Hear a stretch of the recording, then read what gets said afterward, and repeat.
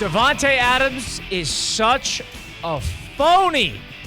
Russo and Rizzo live here, ESPN 106.3 from the City Place Studios in downtown West Palm Beach. My name is Colin Russo. Joined alongside me is Mike Rizzo. It's Christian Cat, of course, behind the glass as always. Story of the NFL so far today has been Davante Adams once again forcing himself out of a situation that he found himself displeased in the Las Vegas Raiders after a brief 2.5 year stint there. So now we got Davante Adams, who is basically doing a media tour discussing where he wants to be, when he wants to be there, who he wants to play with, forcing himself out of another NFL team after he did so in Green Bay. I'm a little over it. Mike, welcome to the program. Yeah, dude. Davante Adams is to me, this is a much bigger problem than what Davante Adams just forcing himself out. I think this is reflective of a much bigger issue in large scale with that wide receiver position in the NFL. I mean, you saw it with Chase before this year. You saw it with CeeDee Lamb before this year. T. Higgins. And I feel like, Colin, this situation really started with Deebo Samuels, 3 years ago now? Remember, Deebo was taking carries as a running back. Him and his agent wanted to get paid because, they were using him as a running back. I believe there's a clause in Deebo's contract for how many carries he gets. If he goes over an X amount, he gets money. But like you said, larger scale issue is the position. And I don't want to call it a tomato or tomato kind of conversation, but look at what the Green Bay Packers have done with fourth-round wide receivers, sixth-round wide receivers. Look at what Josh Allen, I know it's been a small sample size of games, 3-1, the Buffalo Bills. He's doing this with Keon Coleman, rookie wide receiver, and a bunch of tight ends like Dalton Kincaid. So do you really need these star wide receivers to win? I think similar to the running back position, there are a few running backs that you do pay, a la Christian McCaffrey. Now, Colin, he's been hurt all year. Is he ever going to come back? We'll see. A la Nick Chubb. Got hurt last year, Minka Fitzpatrick. But there are certain guys I think you do have to pay, and I think those guys are CeeDee Lamb, Justin Jefferson, and Jamar Chase. Partner, my biggest glaring question is Davante Adams still one of those 1A wide receivers? I still have questions because he went to the Raiders and kind of got lost in the sauce with bad quarterback play. Yeah, he was good that first year with Carr because that was part of the selling point, remember? Like, it was Derek Carr, Fresno State. Let's have a little bit of a reconnection there, and Carr loves his guys. He goes after his guys. And he had a great year that first time with Carr. They fed him that ball. And then all of a sudden, Carr's out. Bit of a quarterback carousel going on in Las Vegas. Still productive, not as much productive, but all of a sudden, Davante Adams, who's now been playing for the better part of 10 years, lost in the sauce is probably a good way to put it. Now, in terms of the question that you said that he might not be 1A anymore, just off of age, you could probably lean yourself into that point. But Davante Adams is also somebody who has had 5 years of the last 6 of 100-plus receptions and has been right near that 1,000-yard mark. The only time he didn't was that 2019 season when he got hurt. So he's been relatively available.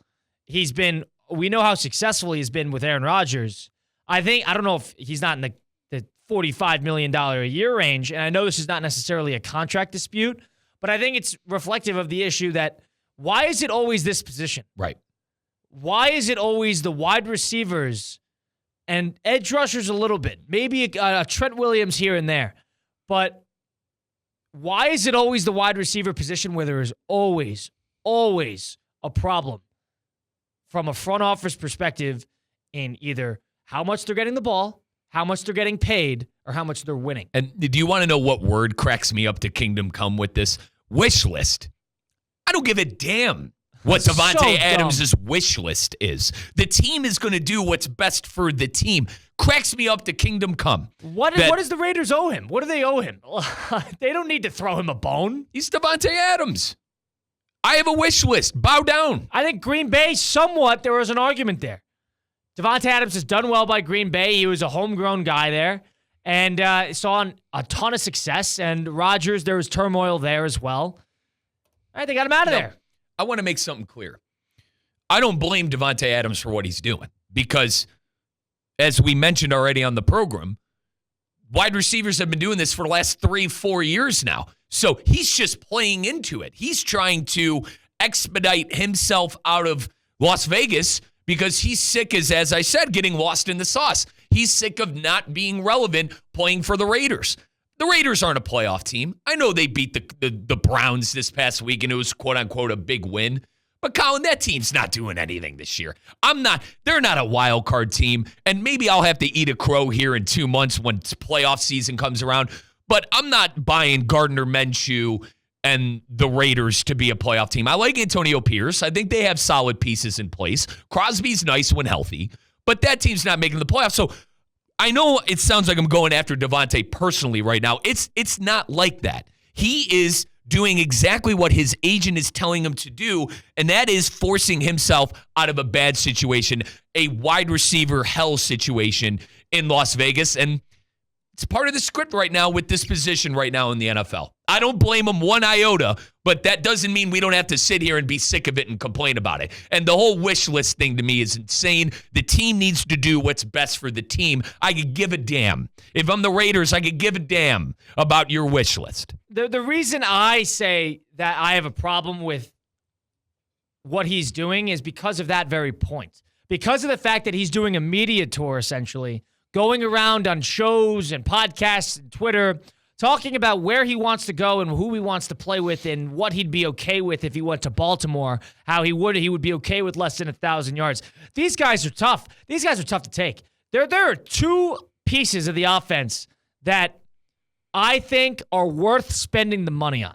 It's the quarterback and the offensive line. Those are the two, because the offensive line, the pass rushers are catching up, and they have well leaped over the skill level, the learning curve of offensive linemen. You need good ones. And the receivers, you pay a couple guys here and there, but it's an expendable turnover position as well as the running back. These guys think they got so much power, and they're getting paid, so I understand that. But this is so stupid. Who does he think he is? You can't. They're not just gonna. Oh, Davante, you want to get to Washington? We'll figure it out by morning. It's like a kid. It's like a kid on Christmas.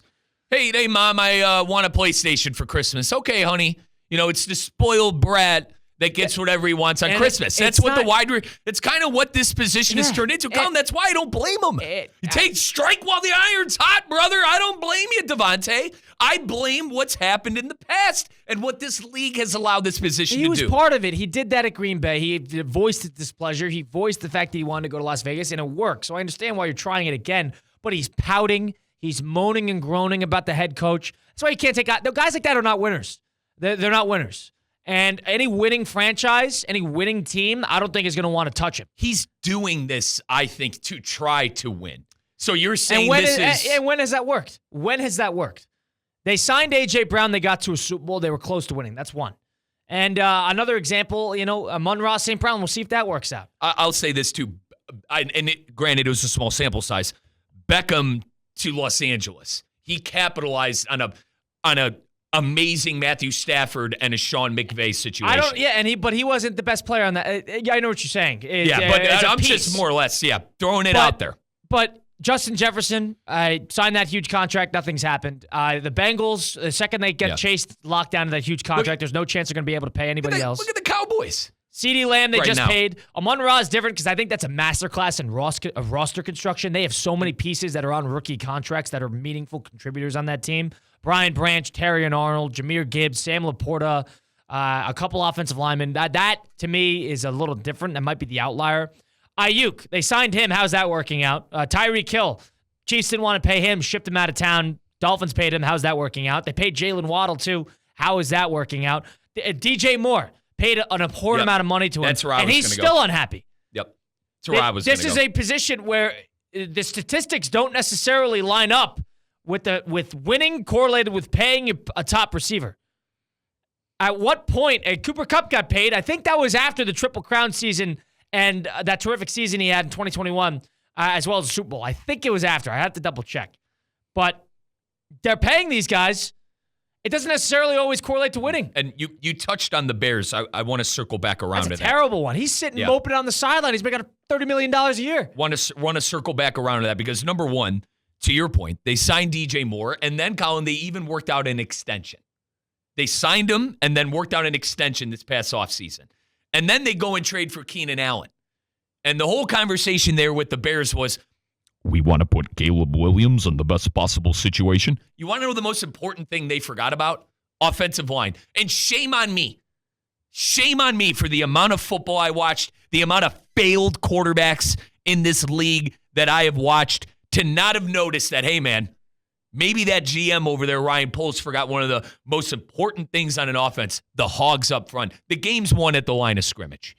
You had a great point in the sense of the defensive linemen in this league are incredible. The learning curve is hit with pass rushers. They are the most talented player on the field. Look at Watt. What do you call Watt? An animal. Yeah. Watt's an animal. Myles Garrett is a Super Saiyan. He's Goku in flesh. Part of the reason why the quarterbacks haven't played as well is because of how much those guys are getting after them. There are some excellent blitz packages and pass rushers in the NFL. So you're right. It is the wide. Let me ask you this, Colin. Is the wide receiver position a premium position? When I think of premium positions, quarterback, left tackle, edge rusher, lockdown corner, in that order. Quarterback it's a quarterback league. Left tackle, who's protecting my quarterback. Defensive end, who's getting after the other quarterback. Lockdown corner. It's really, I know the passing yards would disagree with my take, but you got to have someone who's going to be able to lock down one of these receivers. Those are my positions of need. I think the wide receivers are acting like they're one of those prime positions that you need. I think Green Bay is disagreeing with that, and I think a team like Buffalo right now is Kansas City disagreeing with that. And they've won 2 straight Super Bowls. Baltimore seeing an insurmountable amount of success. What great receivers have they had? And I'm not even a huge Baltimore guy. Sure, the Bengals were maybe a quarter away from winning the Super Bowl, but all those guys were on rookie contracts. A little different. You could draft. The point is not that receivers don't matter. It's that paying receivers does not necessarily correlate to winning. And it comes down to good drafting, too. Draft well. There's so many good receivers coming out every year. I talk about Green Bay and Christian Watson, second-round hit, I believe. Wicks, late hit. Yeah, it's been like Jaden Reed, late hit, in the NFL draft. So you got to be a good organization. I understand this. Draft the receivers high, don't pay them high. That's the key to Let them walk. Let them walk, right? Let them walk. Unless they want to get them for a bargain. Like Amon-Ra is a different situation because they don't have to pay a couple other positions here. But all of a sudden, this is all going to catch up. I think it's to your point, I think you nailed all 4. I think a good right, I would include a right tackle in that as well. I think your tackles are very, very important. So the quarterback, the tackles, and I think pass rushers and corners. And there's not a lot of great corners in the NFL right now. Mm-mm. So there's a scarcity at that position.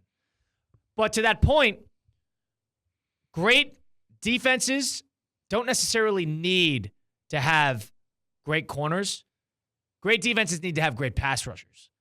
You need to be able to get to the quarterback. That is the keys to the castle. The wide receiver is not that position. I don't think you should be breaking the bank on a wide receiver. I don't think, maybe for a win-now team that needs a guy immediately, there's too much drama. There's too much baggage. It's the flashy position. It's the position all the kids want to be. Because they're big in fantasy. They're big on the prop bets. They all got big brands. And it's the flashy, when you ask a NFL fan their favorite, you love the 60-yard touchdown pass. You love the home run touchdown pass to Tyreek Hill. You love the home run touchdown pass to Justin Jefferson. They're usually the best athlete on the field in terms of size, strength, speed. I would argue D-end. Sure, but you know what I mean. I do. Flash. I do. When DK was coming out DK Metcalf was coming out in the draft, he was a specimen. There's flash. I understand. Draft the receivers.